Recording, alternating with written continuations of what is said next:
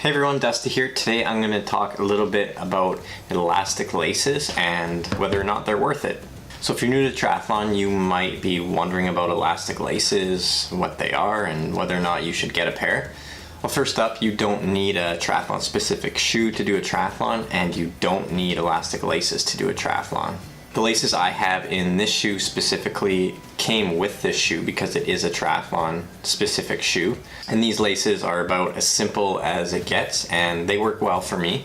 Just replace the regular shoe laces with the elastic laces and then set the tension for where you want it. And then you can get your foot in and out of these super fast. So like I said, these elastic laces came with this triathlon specific shoe, but you don't need to buy a triathlon specific shoe in order to have elastic laces. You can just buy them on their own. The brand of elastic laces that I've used in the past is Lock Laces, I believe.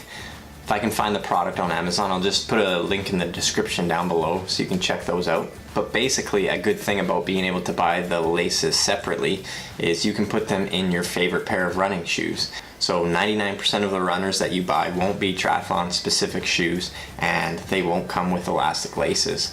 So you can easily just unlace the stock lace that your shoe comes with and put in an elastic lace. So some of the pros to having elastic laces in your shoes are, once you set the tension, you can forget it. You set it and you forget it.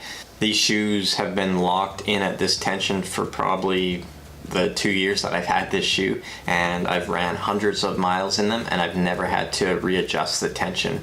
Because it is an elastic lace, I can still open it up nice and wide and get my foot in it very quickly, which is one of the other pros when it comes to elastic laces, is faster transition times. Triathlon is a silly sport when it comes to how much money athletes spend to save just a few seconds or a couple of minutes.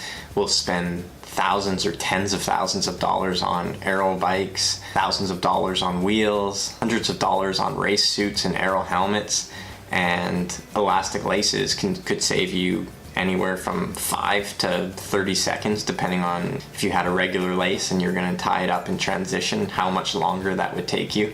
So to be able to spend, I think they're about $10 to $20 to save 5 to 10 seconds might not sound like that much, but when you think of some people spending $3,000 on a disc wheel to maybe save a couple of minutes over 40K, the return on investment for something like an elastic lace is very high.